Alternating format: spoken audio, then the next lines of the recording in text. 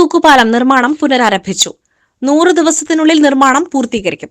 Fund ലഭ്യമാകാത്തതിനെ തുടർന്ന് കരാറുകാരൻ പാതി വഴിയിൽ നിർത്തിവെച്ച പ്രവൃത്തിയാണ് പുനരാരംഭിച്ചിട്ടുള്ളത്. 2018-19 വർഷങ്ങളിലെ പ്രളയത്തെ തുടർന്നാണ് ചാലിയാർ പുഴയുടെ കനോലി കടവിലുണ്ടായിരുന്ന തൂക്കുപാലം പൂർണ്ണമായും ഒലിച്ചുപോയത്. സംസ്ഥാനത്തെ തന്നെ ഏറ്റവും ഉയരം കൂടിയ തൂക്കുപാലമാണ് അന്ന് ഒലിച്ചുപോയത്. എന്നാൽ 6 വർഷം കഴിഞ്ഞിട്ടും വനം വകുപ്പിൽ തൂക്കുപാലത്തിന്റെ നിർമ്മാണം പൂർത്തീകരിക്കുവാൻ കഴിഞ്ഞിട്ടില്ല. വനം വകുപ്പിന്റെ ഇക്കോ ടൂറിസം കേന്ദ്രമായ കനോലി പ്ലോട്ടിലെ ഏറ്റവും ആകർഷണീയമായ കാഴ്ച കനോലി പ്ലോട്ടിൽ നിൽക്കുന്ന ലോകത്തിലെ 1-ാം നമ്പർ തേക്കുമരമാണ്. തൂക്കുപാലം തകർന്നതോടെ ചാലിയാർ പുഴയുടെ മറുകരയിലുള്ള കനോലി പ്ലോട്ടിലേക്ക് വിനോദസഞ്ചാരികൾക്ക് എത്തുവാനും കഴിയില്ല. വനം വകുപ്പിന് വിനോദസഞ്ചാരികളിൽ നിന്നും ലഭിച്ചിരുന്ന പാസ് ഇനത്തിലുള്ള വരുമാനത്തിലും വൻ ഇടിവുണ്ട്.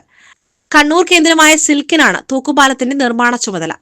2 വർഷം മുൻപ് തുടക്കം കുറിച്ച തൂക്കുപാലം നിർമ്മാണം ഫണ്ട് മുടങ്ങിയതോടെ നിലയ്ക്കുകയായിരുന്നു. കുടിശ്ശികയായി ലഭിക്കാനുണ്ടായിരുന്ന തുക ലഭിച്ചതോടെയാണ് കരാറുകാരൻ നിർമ്മാണം പുനരാരംഭിച്ചത്. നിലവിൽ ഉണ്ടായിരുന്ന പാലത്തിൽ നിന്നും 1.2 മീറ്റർ കൂടി ഉയരത്തിൽ 110 മീറ്റർ നീളത്തിലാണ് തൂക്കുപാലം നിർമ്മിക്കുന്നത്. 2.35 കോടി രൂപയാണ് തൂക്കുപാലത്തിന്റെ നിർമ്മാണത്തിനായി ചിലവഴിക്കുക.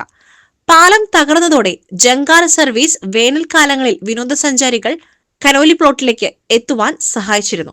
ഈ വർഷം ജങ്കാർ സർവീസ് ഇതുവരെ പുനരാരംഭിച്ചിട്ടില്ല. ഈ മാസം 10 വരെയാണ് വനംവകുപ്പും ജങ്കാർ സർവീസ് നടത്തുന്നവരുമായുള്ള കരാർ. ജങ്കാർ സർവീസ് ആരംഭിച്ചില്ലെങ്കിൽ കനോലി പ്ലോട്ടിലേക്ക് എത്തുവാൻ തൂക്കുപാലത്തിന്റെ നിർമ്മാണം പൂർത്തിയാകും വരെ കാത്തിരിക്കണം. കഴിഞ്ഞ 6 വർഷത്തിനിടയിൽ തൂക്കുപാലം തകർന്നതിനാൽ കോടികളുടെ വരുമാന നഷ്ടമാണ് വനം വകുപ്പിനുണ്ടായത്.